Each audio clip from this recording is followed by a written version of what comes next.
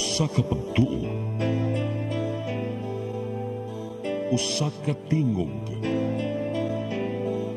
usa ka katawhan.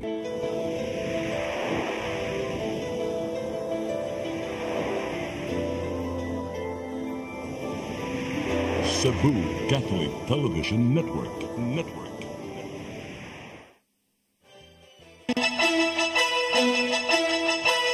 Uluhan sa mga balita sa Sayri 47, siyudad sa Sugbo, adunay duha ka mayor, kanhi Mayor Michael Rama, mibalik sa Cebu City Hall.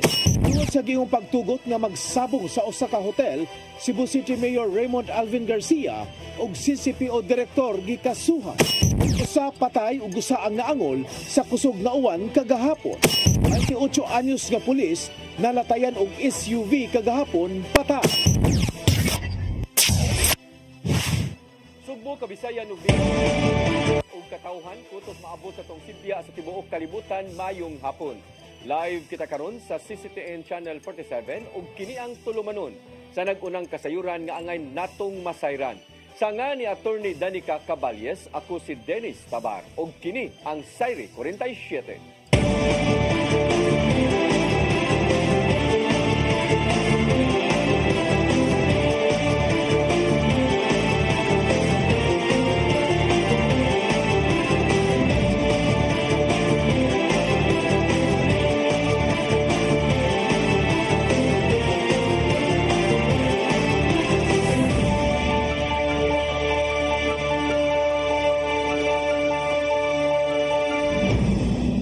Ug karon sa kompletong detalye sa atong mga balita, kalibog ni tumaw sa Cebu City Hall tungod sa kagustuhan ni kanhi Mayor Michael Rama nga mobalik na sa katungdanan. Gihimugatan ni Rama nga siya gihapon ang elected mayor. Samtang si Mayor Raymond Alvin Garcia may reklamo kung may klaro nga igo lang usab siya gisunod ang mga legal protocols. Ang kasayuran ihatod ni Gian Navarro. Sama sa gilauman ni balik sa Cebu City Hall si kanhi Mayor Michael Rama, dala ang iyang baruganan nga sigyapon ang leader ning dakbayan sa Sugbo. Human na kay gayon sa pagsuri sa palibot sa City Hall. Nitambong si Rama sa flag raising ceremony kuyog ang mga empleyado. Nakahigayon usab sa pagtahod si Mayor Raymond Alvin Garcia nga tukang Rama tungod sa maong talagsaong presensya.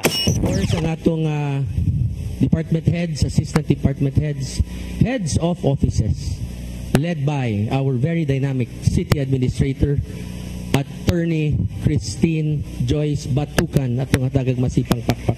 Ug naatay bag-ong bisita karong buntaga. Inila na kayo ni siya ninyo, ang atong former mayor, Mayor Mike Rama.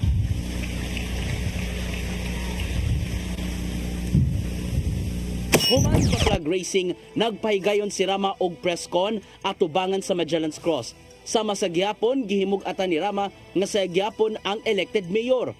Muhimo usab siya og dugang panglegal nga lakang ngadto sa kasamtangang liderato.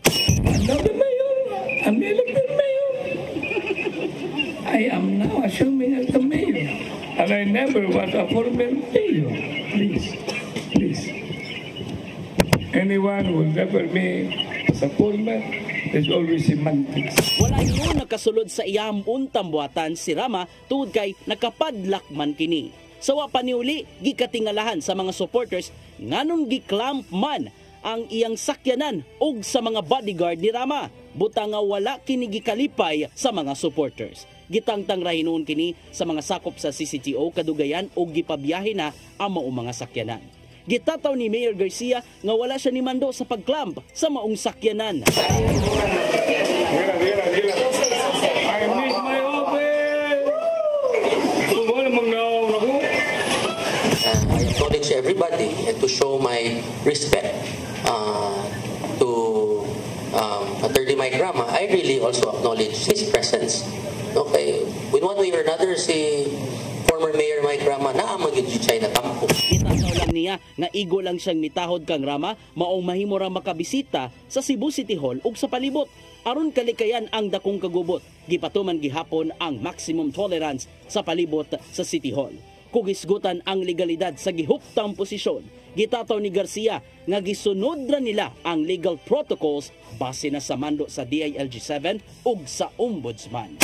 They should not anymore ask me. They should go to DILG and who DILG recognizes, who the Ombudsman recognizes, and who the people in Cebu City recognizes, and who our employees here in City Hall obeys and recognizes.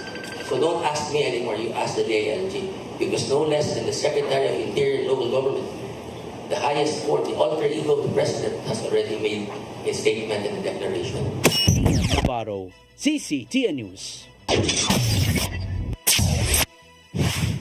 Gikasuhan sila si Cebu City Mayor Raymond Alvin Garcia ug CCPO Director Police Colonel Antonieto Cañete tungod sa gingong pagtugot nga mapahigayon og sabong sa usa ka hotel diha sa SRP. Giduso ni kanhi City Local School Board Christian Hasamal ang reklamo sa Ombudsman sa pasangil nga nagpahigayon og sabong ang New Star Hotel nga dili lisensyado sa cockpit area. Gihimugatan sa kalyado ni Rama nga si Hasamal nga nagikinahanglan silutan ang duha ka mga opisyal og kalapasan sa Anti-Graft and Corrupt Practices Act. Samtang bidipinsa si Mayor Raymond Alvin Garcia nga nagpahigayon sila og investigasyon bahin sa maong nga pamasangil. Yeah, just to let you know, lisod na. Diba bitaw mo ng mga peryahan, for example, o yung mga permits na magsige ka mag-operate. So, lisod yun kayo. We have to show cause orders na kinahanglan nasa gimusumong din ka naman. So we can take action. Hingpit ng giuyonan sa Hunta Probinsyal ang 25 billion pesos na annual budget sa probinsya sa Sugbo nga gabiton sunod tuig. Giuyonan karong hapon sa mga sakop sa Provincial Board ang ordinansahon sa maong pundo sa katulo og final reading.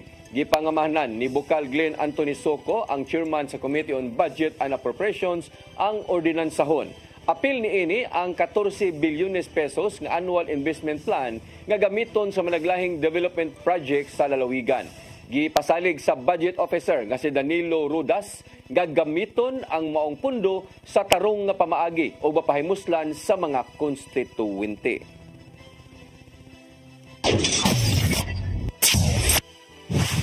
Wa madayon ang mga nakaschedule nga Christmas lighting sa nagkadaiyang lugar sa Sugbo kagabi tungod sa dili maayong kahimtang sa panahon. Tungod sa grabe nga kusog nga uwan, gipospon ang Christmas lighting sa syudad sa Mandawi, lungsod sa Minganilla o sa Puente Osmeña Circle. Gi-reschedule sa Mandawi ang ilang karong pagpasiga alas 8 karon ng gabi. Samtang ang Tree of Hope sa Puente Osmeña gi-schedule usab ugmang adlaw alas 6 sa gabi. Sa pagsuwat ni maong balita, wa pa gipahibaw ang bag-ong schedule sa lungsod sa Minganilla.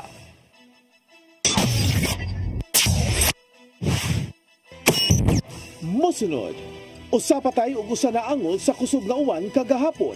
Kana og daghan pa mga balita sa pagbalik sa Sayre 47.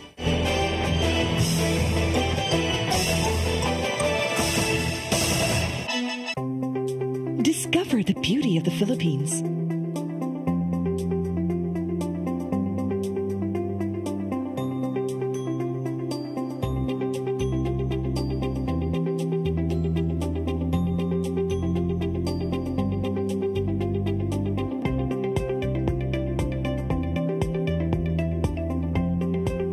With Philippine Airlines, the country's flag carrier.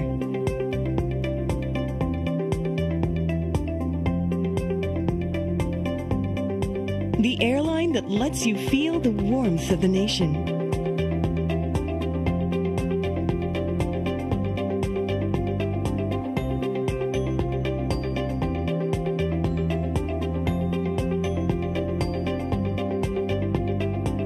Mabuhay!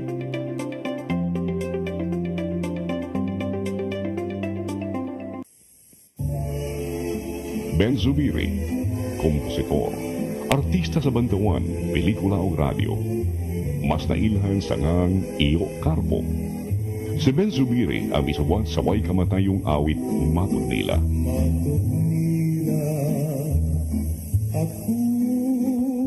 Alang sa uban, ang Matud Nila usa ka cultural anthem sa mga Cebuano.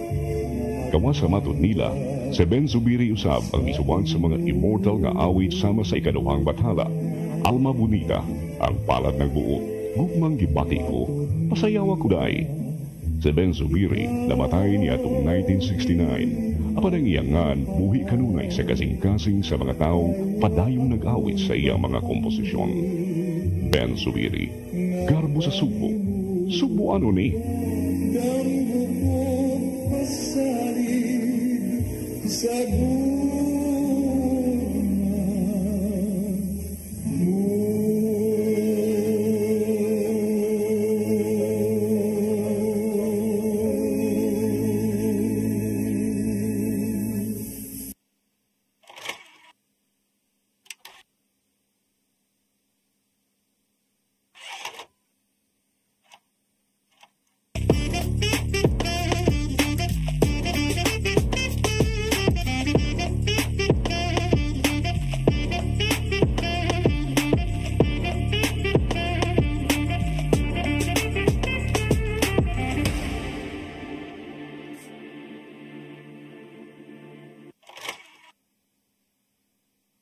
Start today. Unlock the secret to a healthier you. You're worth it. Health is wealth. Health Plus. City Flow and Health Milk Plus. Health is wealth. Your path to a new start. Nutrition, Exercise and elimination. water, Sunlight. temperance, Air. rest and recreation. And most of all, Trust in God. Learn from our doctors. Be blessed by the testimonies of our overcomers. Ang inyong programa, Alam sa may sakit, walay sakit, ug dili ganahan magkasakit. Ozone Med Wellness Clinic New Start. Napapanood every Saturday 8 to 9 a.m. Og ang replay airing matag Miyerkules 1:00 hangtod 2:00 sa hapon. Dinhilang sa CCTN Channel 47. New Start, Ozone Med Health and Wellness Talk. Migo George! Oh, ako? Naon sa maning tanawa niyo? Kalma lang ni Godido.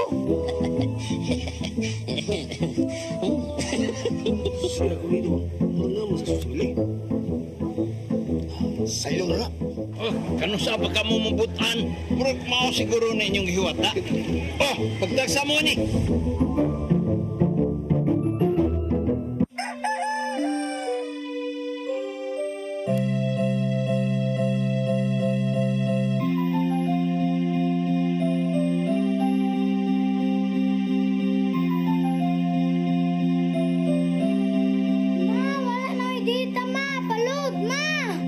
sorry ma'am, na late ko. Nangita pa mong para internet sa kong anak, ma'am. Ay, wala na yung problema. Mag-Sinisibu! Sinisibu, Sinisibu. For your internet connection. And for the signal of your cable TV. So fast and straight the transmission to your home. Sinisibu! Sinisibu, Sinisibu. Offers you to have fiber optics. For your viewing experience, perfect and clear so fast. So great and affordable for you to enjoy. Sinisibu. Sinisibu Television Network Incorporated offers fiber to the home broadband internet bundled with fiber to the home cable TV connection. Sinisibu Television Network Incorporated with its operation in Metro Cebu and the whole province of Cebu soon. And affordable for you to enjoy. Sinisibu.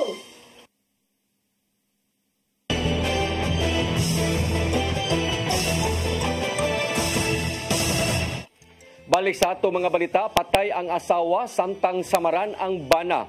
Human nahugdoan sa paril tungod sa kusog nga uwan kagabi diha sa barangay Tisa ning Dakbayan sa Sugbo. Nangunay ang Cebu City Government sa pagsusi kung nakalapas ba kini sa 3-meter easement zone. Ang kasayuran ihatod ni Gian Navarro. Natagamtaman sa dakbayan sa Sugbo ang kusog nga pag-uwan kagabi tungod sa shear line. May resulta kini sa pagkahugno sa usa ka concrete wall sa Sitio Calma, Barangay Tisa, dakbayan sa Sugbo diin natanggong ang magtiayon. Nagtinabangay ang rescue team aron unta pagluwas sa magtiayon human natumbahan sa paril ang ilang panimay. Unang naluwas ang banang si Liberato, basado alas 12 na sa kadlawon. Na-recover usab nila ang asawang si Elisa Batin pagka alas 3 na sa kadlawon. Gidala siya sa Tambalanan apan gideklarar ng dead on arrival pag-abot na sa Cebu City Medical Center. Tungod sa kasubo, milusad og investigasyon si Mayor Raymond Alvin Garcia uban ang Office of the Building Official. Subayon nila kung aduna bay tulubagon ang tag-iya sa nahugnong paril ngadto sa namatyan. Giatiman na usab sa Department of Social Welfare and Services o sa Cebu City DRRMO ang kabanay sa biktima. I only know one family that is affected. Pag-cave-in sa Bungbong sa katong subdivision, diha na igo ang mga balay nga namuyog dito sa ubos. So that was the result again of not following many of our environmental laws, especially ang atuang 3-meter easement. Magsubli niyang gimugatan nga kinalang subayon pirmi ang 3-meter easement zone nga to sa kasapaan aron malayo sa risgo sa higay maglunop na. Samtang gipaningkamutan sa city government nga tumanon ang mga nakaungong nga drainage system projects sa dakbayan sa Sugbo. So again, I'm not Superman. I cannot solve that overnight. But at least we are already doing something about it. Naanay mga plano, nga hope na nga, nga naanay concrete nga padulngan. Unlike before, nga puro sa plano, why mabuhat. No? Ian Navarro, CCTN News. Kumilik Lapu-Lapu, mipahigayon og automated counting machine nationwide roadshow kaganinang buntag sa barangay Mactan. Mga botante sa maong barangay nakasuway sa paggamit sa maong nga machine nga gamiton sa 2025 midterm election. Ang kasayuran ihatod ni Cristel Joy Filerca. Nasuwayan sa mga botante gikan sa barangay Mactan, dakbayan sa Lapu-Lapu ang machine nga gamiton sunod tuig para sa 2025 midterm election. Tungod kini sa gipahigayon sa Comelec Lapu-Lapu nga automated counting machine roadshow kaganihang buntag. Kung diin 23 ka mga balota ang gisuwayan og sulod sa maong machine. Mato ni Attorney Anjanet Lamban, ang Comelec officer nga mas gipalambo na ang machine nga gamiton sa sunod nga tuig. Mas dako na kini og screen ug human maka-generate og resibo, makita na sa mga botante ang mga pangalan sa ilang gibotaran. Aduna na usab mga barcode ang mga resibo aron ugaling adunay mga kakulian dali ra kining masulbad. Just in case dunay mga question which the board we're going to resolve, ang board gitabangan sa atong machine nga dali ma-resolve ang issues by just using the receipt, the barcode of that receipt. Naobserbahan usab nila nga usa lang kini ka minuto naka-generate sa resulta sa eleksyon. Gisuwayan usab sa pipila ka mga botante nga may gisi og hugaw ang ilang balota apan gidawat ra gihapon kini sa machine. Gidugang sa Comelec officer nga gipasaligan sila sa manufacturer sa maong machine nga dili na kini mag-overheat sama sa nahitabo sa nilabay nga eleksyon. We are assured by the Korean manufacturing of the machine na ilan na ning gi-address nga problem. So nakita po na kung konpud siya. Nindot gud siya nga anyway nag-show pa man ta, nag-testing pa man ta. So makita na to nga unsa gud siya ka friendly sa voter. Ginuha sa Comelec Lapu-Lapu nga makapahigayon sila og automated counting machine roadshow sa tanan barangay sa dakbayan sa Lapu-Lapu. Base sa datos sa Comelec Lapu-Lapu, ang dakbayan adunay 278,006 ka mga registered voters ug 302 ka clustered precincts. Cristel Joy Filerca, CCTN News. Siyudad sa Mandawi, padayong sa pagpatuman sa total ban sa electric bike. Kinitaliwa sa mando sa mayor nga gikinahanglang i-review ang palisiya pagbalanse sa interest lakip sa e-bike community. Ang kasayuran ihatod ni Mary Rose Sagarino. Padayon nga gipatuman sa Traffic Enforcement Agency of Mandawi Kuntim ang total ban sa mga electric bikes sa Dakbayan. Matod ni Hil Rituya ang OIC Department Head nga ilan ang nahisgutan ni Mayor Glenn Bresede ang maong butang o gipasabot kini sa rason sa pagban. Niadtong Biyernes si Bresede niingon nga makigtagbo siya sa team aron i-review ang palisiya aron mabalansi ang kalawasan sa publiko, convenience ug interes sa mga tigamit sa e-bike. Kini human ang e-bike community sa Barangay Paknaan ni padayag og kabalaka sa ilang panginabuhian og nihangyo nga tugutan sila bisan sa sud lang nga bahin sa barangay. Akong gipakita sa iya habang unsay mga implications ana kay so mo na nga dili jud namo maalaw nga mapariha sa ubang mga LGUs ay nakita man ninyo sa ubang LGUs nga in fact mudagan na gani sa highway. Si Rituya niingon nga ang pagdili gikinahanglan aron mapugnan ang pagdaghan sa mga e-bike sa Dakbayan sama sa ubang syudad. Iyang gitumbok ang problema sa kalawasan ug trapiko isip nagunang rason sa ban. Matod ni Rituya nga sa Republic Act 4136 o ang Land Transportation and Traffic Code nga tanang motor vehicle kinahanglang irehistro ug adunay lisensya ang driver. Matod ni ini nga bisan ang EVIDA law nga nagsuporta sa e-vehicles ug sustainable energy nga adunay susamang gipahamtang nga guidelines. To tell you the truth, ang LGU man mo na ay jurisdiction sa amo ang mga karsada. Kay again, in RA 4136 niingon dito ang RA 4 it emphatically provided nga ang the only electric vehicle electric e-bikes nga maalaw sa RA 4136 is katulang siyang gigamit sa private road, gigamit sa public highway nga dili maintained by the government. So asa man takita diri public highway nga wala gi-maintain sa gobyerno. So and also those which are not intended to be used. So mo na siya ginaalaw nga dili irehistro. So I'm banking on kanang kinahanglan rehistrado jud gihapon. Matod sa team OIC Department Head nga sugdan ang operasyon batok sa e-bike sa sunod nga mga adlaw. Mary Rose Shagarino, CCTN News. 43 ka mga medalya na kolekta sa mga atleta sa syudad sa Mandawi. Bag-uhay lang na human nga 2024 Batang Pinoy National Championship. Ang mga medalist gikatakdang makadawat og cash incentive gikan sa syudad. Ang kasayuran ihatod pagbalik ni Mary Rose Shagarino. Nibisita kaganinang buntag sa City Hall ang mga batang atleta sa syudad sa Mandawi nga gipada sa Palawan alang sa 2024 Batang Pinoy National Championship. Ni courtesy call sila kang Mayor Glenn Bresede ug niabi-abi ni Vice Mayor Nerissa Son Ruiz ug mga konsihal. Ang Mandawi nakakuha og 43 ka medal sa kompetisyon. Tiin 14 niini ang gold, 14 ka silver ug 15 ka bronze. Moabot sa 68 ka atleta ang gipada sa Mandawi aron mosalmot sa nagkadiyang duwa naglakip sa chess, athletics, gymnastics, archery, weightlifting, arnis, table tennis, badminton ug karate do. Usa sa mga nanghakot og medalya ang representante sa Mandawi alang sa chess nga sila si Maika Cadenas ug Cria Tuniacao Poros 13 anyos. Sila nakakuha og musuma total nga 18 ka medal sa nagkalain-laing kategorya. Pray gid mi sa God kay para mag-guide me so that masa to nadungog ni God iya sa gihatag namo kay chance opportunity yun namo dili yun ang usayangan. So mao na amog yung gitinuod thankful sa kaayo ko na nakadaog ko kay wala sa ko nag-expect na makadaog ko kay nagtuod ko sa ko self na dili na nako kayahon kay daghan kay mga player na maayo niya sa tinuod jud kay makadaog mi kay anay tudlo sa namo kay maayo niya. Nagpasalamat sa kus Ginoo sa Mandawi kay ila kong gisuportahan og sa kong coach.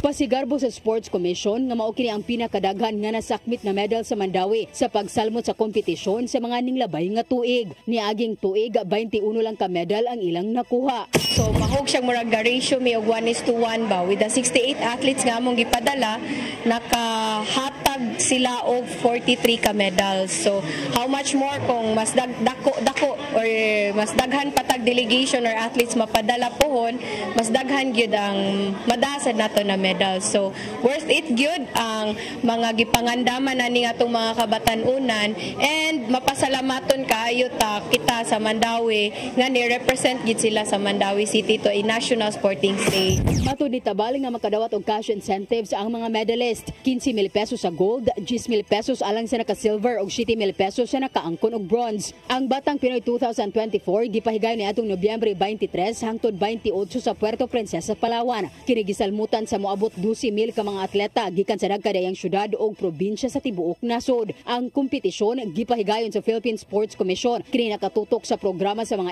LGU kabahin sa paugnat sa kusog, itandi sa mga programa sa DepEd sama sa palarong pambansa, si Viraa ug uban pa nga inter-school competition. Matod ni Tabal nga mamahimong makuha ang out-of-school youth nga adunay talento ug potensyal gikan sa grassroots program sa syudad. Mary Rose Shagarino, CCTN News.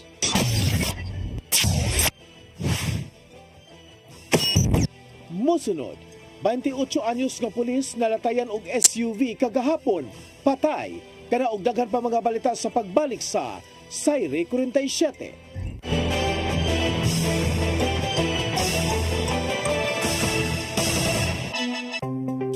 Discover the beauty of the Philippines.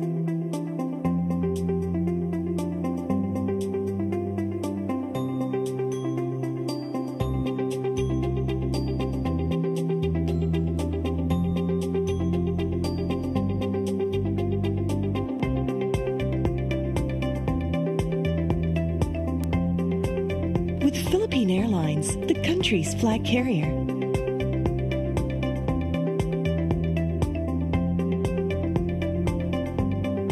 The airline that lets you feel the warmth of the nation.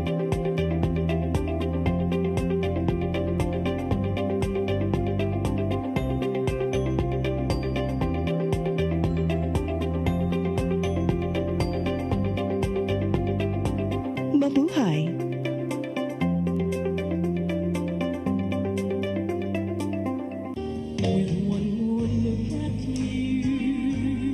Amapola Cabase, tal nga Cebuana, ug anak sa musikerong si Manny Cabase ug Priscilla Campogan. Mihimo sa iyang unang piano recital sa edad ng 4 anyos sa Batig Piano Conservatory. Sa elementarya pa lang sa Cebu Normal School, dihang nahimong conductress sa Toy Orchestra. 10 anyos pa lang dihang mihimo sa iyang debut performance sa Grand Opera House sa Manila. 18 anyos sa dihang nahimong host sa TV show Amapola Sings sa karaang ABS-CBN Cebu. Daangan sa Subo, si Amapola nahimong iladong national recording artist o top act sa concerts ni Jack Jones, Astro Gilberto, Matt Monroe o Suzy Mendez. Regular guest sa mga top-rated TV shows sa Manila. Sa pagkakaroon, si Amapola tuwa magbase gawa sa nasod ug padayong milingaw sa international music aficionados. Amapola, Carlos sa Subo. Subo ano ni?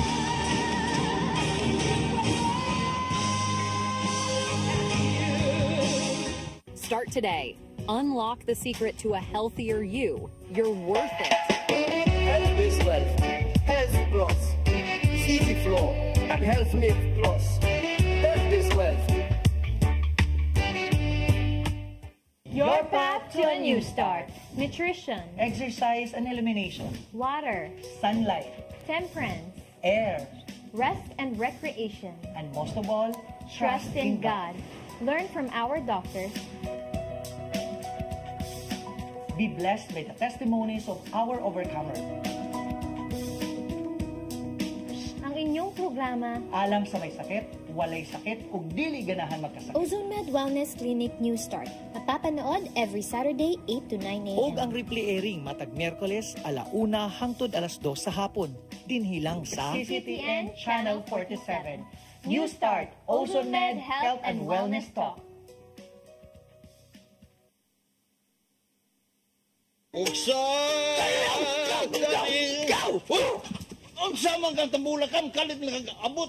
Nalantigan ni ron.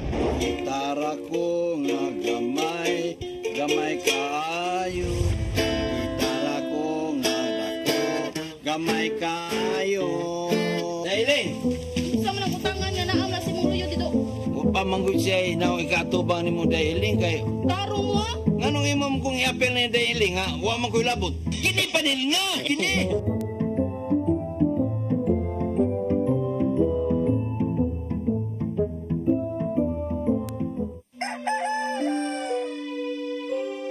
Sorry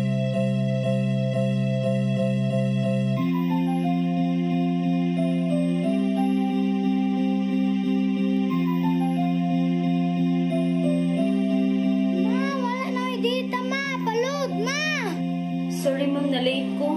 Nangita pa mong gusto para internet sa kong anak ma'am. Ay, wala na yung problema. Pag-sinisibo. Sinisibo, sinisibo. For your internet connection. And for the signal of your cable TV. So fast and straight that transmission to your home. Sinisibo. Sinisibo, sinisibo. Offers you to have fiber optics. For your viewing experience, perfect and clear so fast. So great and affordable for you to enjoy. Cine Cebu Television Network Incorporated offers fiber to the home broadband internet bundled with fiber to the home cable TV connection. Cine Cebu Television Network Incorporated with its operation in Metro Cebu and the whole province of Cebu soon. And affordable for you to enjoy. Cine Cebu.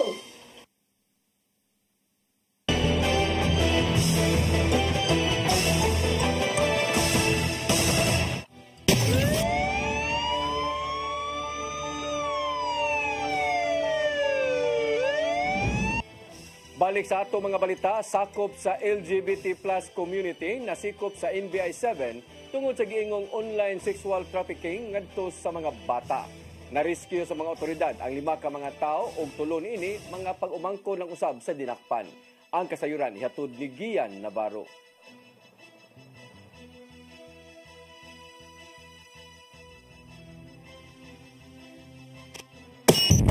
Nagkahiusa ang National Bureau of Investigation 7 ug ang Interagency Council Against Trafficking sa pagkasikop ning sakop sa LGBT plus community niadtong Nobyembre 27 sa Barangay Kalawisan, Dakbayan sa Lapu-Lapu.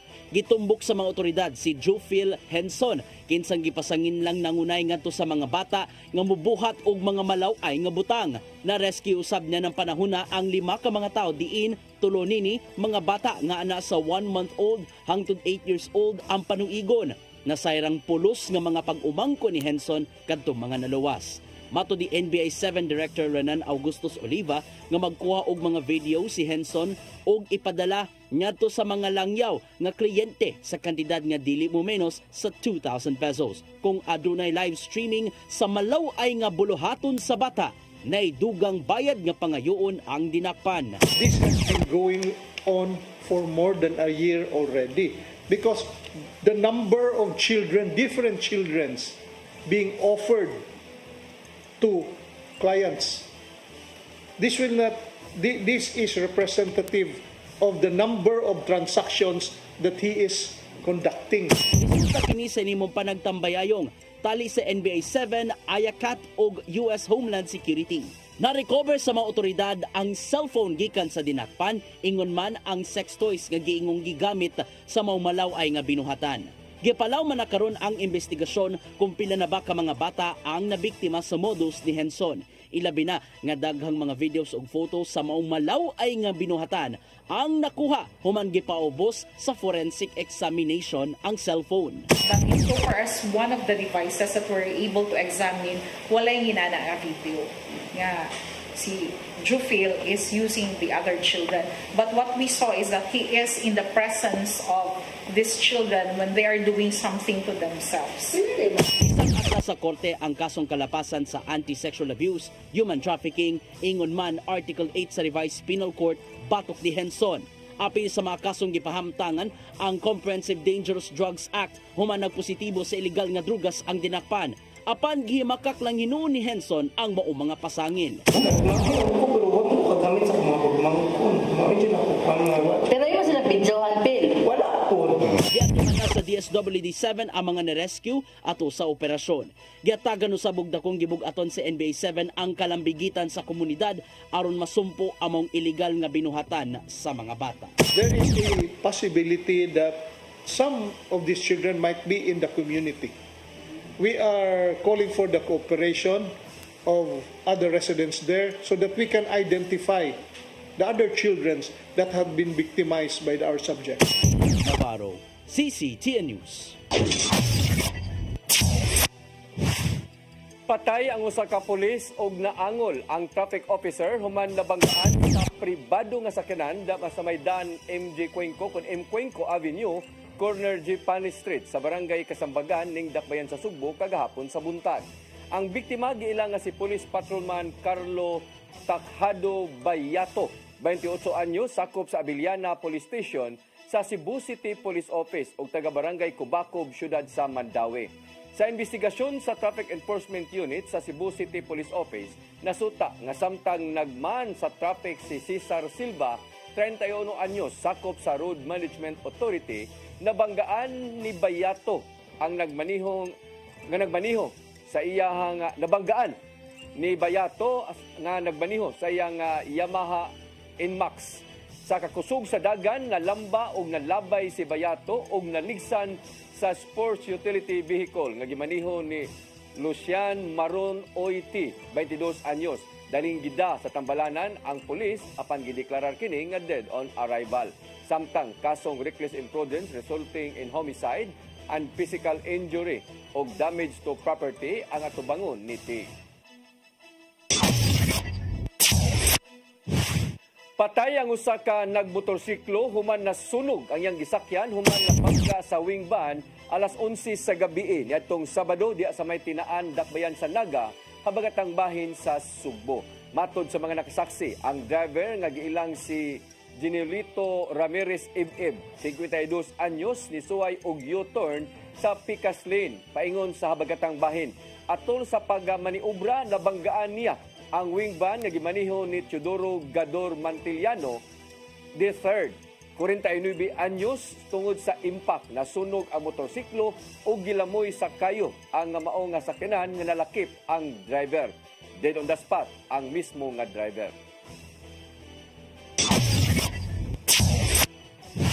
Usa ka resort sa Dakbayan sa Lapu-Lapu ang giransak sa mga armadong lalaki. Sa mao nga resort, nag-upload og video sa mismong panghitabo niini. Matod sa kapulisan sa Lapu-Lapu nga ang maong insidente niadto pang buwan sa Setyembre nga nahitabo. Ang kasayuran ihatod ni Crystal Joy Filerca. Nag-viral karon ang video nga gi-upload sa Facebook page sa usa ka resort sa barangay Suba Basbas, Dakbayan sa Lapu-Lapu. Kung diin makita nga adunay mga armadong mga lalaki ang ninaog sa usa ka itom nga van ug daling mikatkat sa gate sa maong resort. Base sa post, giransak ang maong resort.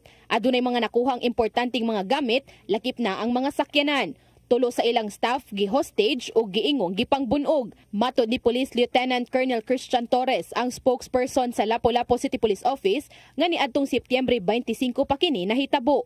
Sa maong adlaw, nakadawat ang Police Station 4 og report nga adunay commotion nga nahitabo sa maong lugar ug dali kining girespondihan. Apan sa pag-abot sa kapulisan, wala na sila'y naabtan nga kagubot. Sigon pa ni Lieutenant Colonel Torres nga posibleng karon lang kini gi-upload sa management sa maong resort. Matod niyang duha ka management ang nag-agaw aron manag-iya ni ini. Pinoy ang kasamtangang nag-manage, samtang ang sa Picas adunay Korean national. Makita nito sa video kaning mga armadong nagsakay og van, mga lalaki is kani ang ni-take over sa resort nga ilang ipahawa tong previous nga nag-manage. Maning makita na to pagsuod sa kaning mga armadong tao ng mga gabonet is as alleged is mao ni gisugo sa usa ka pikas nga faction na tagiya nga may gusto mo duma sa resort.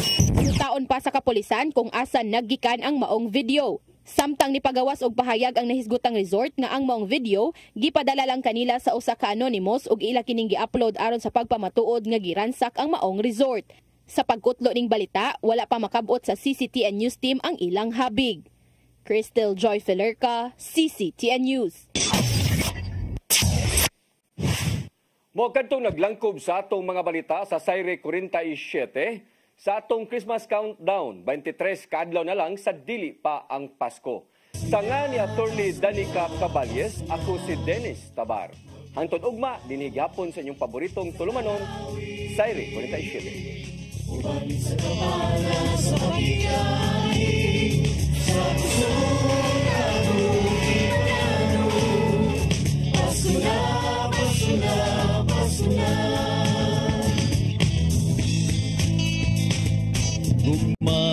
angay na tong kaambi sa iksuntang hubo, gutom sa pagmahal. Kay kaniya mo lang mapatayag kung sa'y kahulugan sa Pasko. Ito sa pasungan nagpagkatao ang atong Ginoo. Pasko na, Pasko na, Pasko na. Ang tulanda sa Malawi, kapatid sa kapanan sa Makitay, sa puso na kong inalaro. Pasko na, Pasko na, Pasko na. Pasko na, Pasko na, Pasko na. Ang tulanda. Your path to a new start. Nutrition, Exercise and elimination. water, Sunlight. temperance, Air.